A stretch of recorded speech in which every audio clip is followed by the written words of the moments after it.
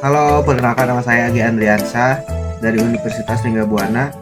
Saya mengambil jurusan manajemen dengan NIM 103250104. Di sini saya akan menjelaskan tentang pengorganisasian dengan topik pembahasan yaitu konsep dasarnya yang di dalamnya ada definisi dan pentingnya pengorganisasian. Yang kedua ada struktur organisasi yang di dalamnya ada fungsional, divisional, dan matriks. Yang ketiga ada prinsip organisasi yang di dalamnya ada wewenang, rantai komando, dan rentang kendali.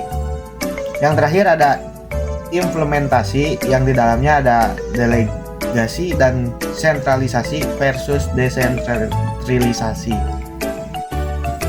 Apa itu pengorganisasian?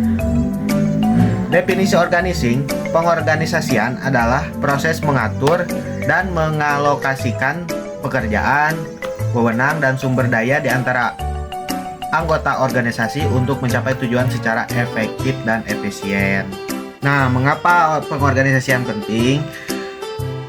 Karena di dalam organisasi ada yang namanya efisiensi sumber daya, yaitu menghindari duplikasi pekerjaan dan memastikan penggunaan sumber daya manusia serta material secara optimal tanpa pemborosan.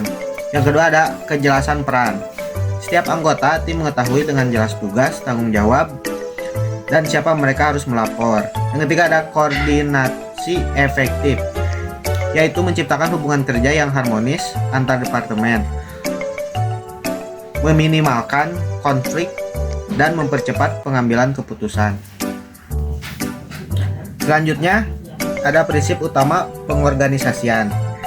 Yang pertama ada spesialisasi kerja, yaitu membagi pekerjaan besar menjadi tugas-tugas kecil yang spesifik agar karyawan menjadi ahli dan produktif di bidangnya. Yang kedua ada rantai komando, yaitu garis wewenang yang tidak terputus dari manajemen puncak ke level terendah, menjelaskan siapa melapor ke siapa. Yang ketiga ada wewenang dan tanggung jawab. Hak untuk memberi perintah harus seimbang dengan kewajiban untuk melaksanakan tugas. Tidak ada tanggung jawab tanpa wewenang. Oke, selanjutnya ada sentralisasi versus desentralisasi. Sentralisasi yang di dalamnya ada pengambilan keputusan terpusat di manajemen puncak, kontrol lebih ketat dan konsisten, cocok untuk organisasi kecil atau situasi krisis. Kekurangannya lambat merespon perubahan lokal. Yang keduanya ada desentralisasi. Di dalamnya ada wewenang disebar ke manajemen tingkat bawah, respon lebih cepat terhadap masalah pelanggan, meningkatkan motivasi karyawan, dan kekurangannya resiko inkonsistensi kebijakan. Selanjutnya ada jenis struktur organisasi. Bagaimana perusahaan mengelompokkan orang dan pekerjaan untuk mencapai tujuan strategis? Yang pertama ada struktur fungsional, yaitu mengelompokkan orang berdasarkan fungsi atau keahlian yang sama. Contoh, departemen pemasaran, keuangan, SDM, produksi. Kelebihannya, efisiensi tinggi, pengembangan keahlian mendalam. Kekurangannya, potensi silo, kurang komunikasi antar departemen. Fokus pada tujuan departemen bukan tujuan organisasi. Yang kedua, ada struktur divisional, yaitu pengelompokan berdasarkan produk, wilayah geografis, atau pelanggan. Contoh, divisi produk A, divisi wilayah Jawa Barat. Kelebihannya, fokus pada hasil produk atau wilayah, fleksibel terhadap perubahan pasar lokal.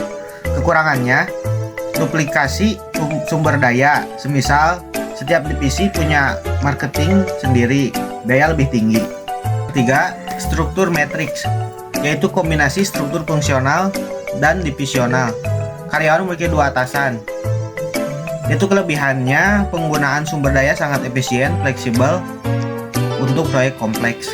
Kekurangannya, potensi konflik, wewenang tinggi, membingungkan bagi karyawan, membutuhkan koordinasi intensif.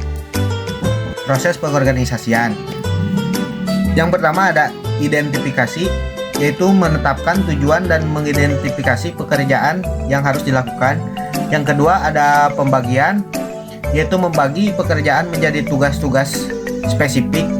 Yang ketiga ada Departementalisasi yaitu mengelompokkan tugas yang serupa ke dalam unit kerja. Yang keempat ada pelimpahan, memberikan wewenang dan tanggung jawab kepada individu. Selanjutnya ada pendelegasian wewenang. Kunci efektivitas manajer. Pendelegasian adalah pelimpahan wewenang formal kepada orang lain untuk menyelesaikan aktivitas tertentu. Manfaatnya, manajer bisa fokus pada tugas strategis, mengembangkan kompetensi bawahan. Yang menjadi hambatannya, rasa takut bawahan gagal, manajer merasa bisa mengerjakan lebih baik sendiri. Cukup sekian dari saya dan terima kasih. Dadah.